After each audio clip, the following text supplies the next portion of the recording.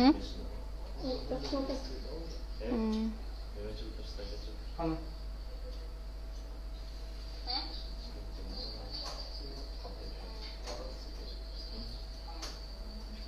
статья? Барьер.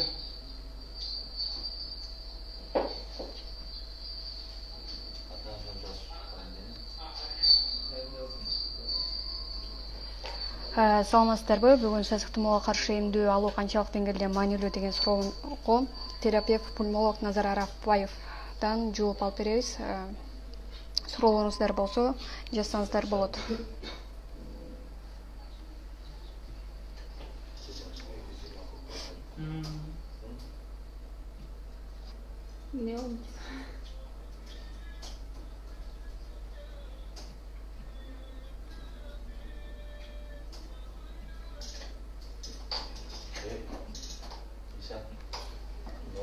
Азыр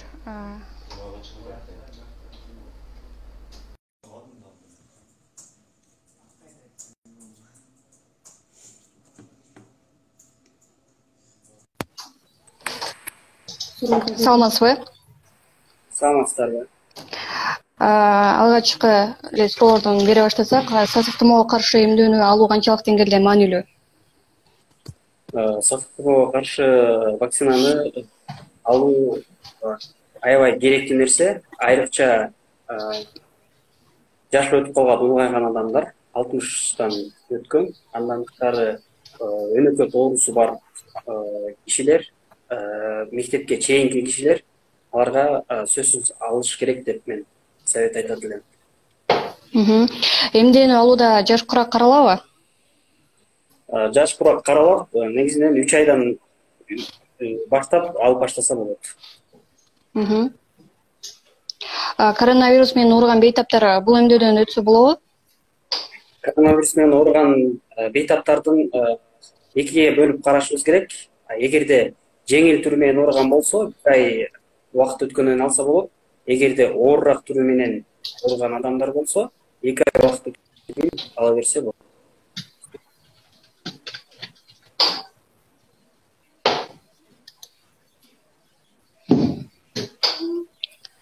Түшүнүктүү. Акыркы күндөрдө коронавирус менен илдети менен ооругандардын саны кескин түрдө өсүп кетти. Мунун себеби эмнеде деп ойлойсуз? Азыркы жүрүп жаткан кайра саны көбөйүп атканынын себеби бирден бир себеби бул биз масканы кайрадан тагынбай, антисанитарияны жакшы сактабай, өзүбүздү коргоону кайра улантпай атканыбыздын себеби. Азыр элдин баардыгы маскасын чечип койду. Эч кандай эмени аралыкты сактабай, бардык жерде эле уже тойлор башталды, андан башка дагы себептер да. Бул жакта окурмандардан келген суроо, эмдөөнү алгандан кийин башка ооруларды козгойт деген имиштер тарап жатат. Буга канчалык деңгээлде чындык бар? Эмдөөнү алгандан кийин негизги мындай терс көрсөткүчү деп коебуз, албай турган эмдерге алганга болбойт да. Биринчиден айтып кетсек, мурда вакцина алып, ошондон аллергия бар болгон болсо, же болбосо жумуртканын тооктун жумурткасына аллергиясы бар болгон болсо, ошондой эле азыркы учурда грипп, ОРВ деп коебуз, ошондой оорулар менен ооруп атса, же андан тышкары эле өнөкөт оорулары кармап аткан мезгил болсо алганы болбойт. Алган убакытта алганы болот. Кайрадан наоборот өнөкөт оорусу барлар алганга жакшы. Грипп менен оору процент азаят. Түшүнүктүү. Иммунитетти көтөрүү үчүн бүгүнкү күндө ден соолукка кандай кам көрүү керек? Иммунитетти негизи эле көтөрүш үчүн туура тамактануу, спорт менен алектенүү, таза абада сейилдөө, жок дегенде бир 40 минутадан көбүрөөк. Эң негизги ошол. Андан тышкары эми кимдин оорусуна карап карашыбыз керек да. Түшүнүктүү. Эмдөө азыркы күндө баасы канча болот, эмдөөнүн баасы? Азыр эмдөөнүн баасы бизде 600 сомдон, эгерде российский вакцина бар, андан тышкары французский вакцина бар. Российский 2 вакцина Гриппол плюс и Совигрипп деген. Алардын баасы 600 сомдон турат.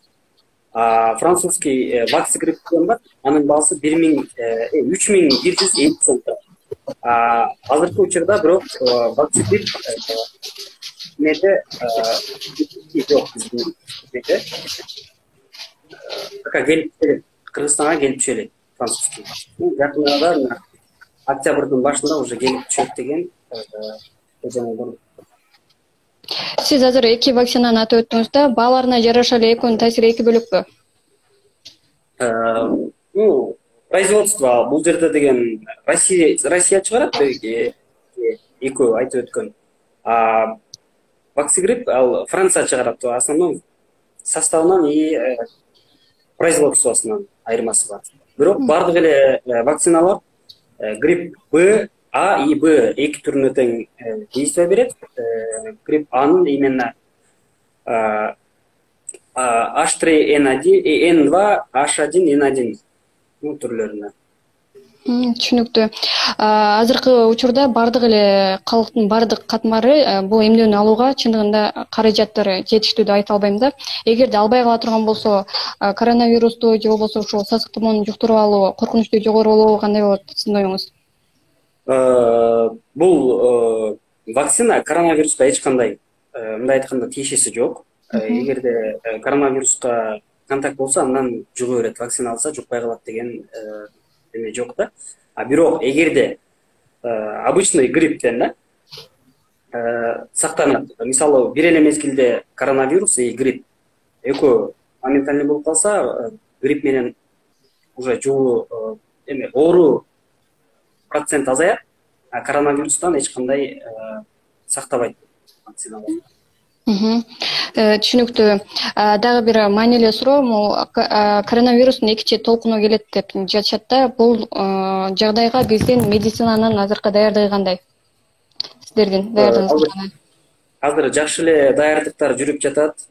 Мурунку өткөн жумада атайын бир группа, бир 14 кишиден турган группаны биздин ошо Минздравдын приказы менен атайын окутулган. Мурунку протоколдор кандай болгон, азыр жаңы иштеп чыккан 4-чү версиясы иштелип чыкты, временный протоколдун да.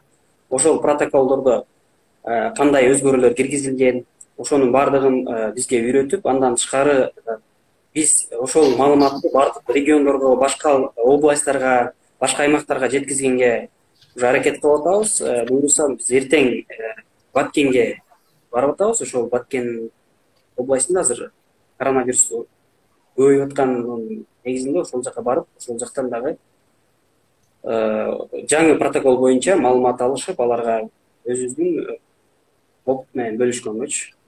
Түшүнүктүү. Назар мырза, биздин бул жакта окурмандарга кеңешиңиз болсо, мүмкүн болсо кеңешиңизди акыркы суроо.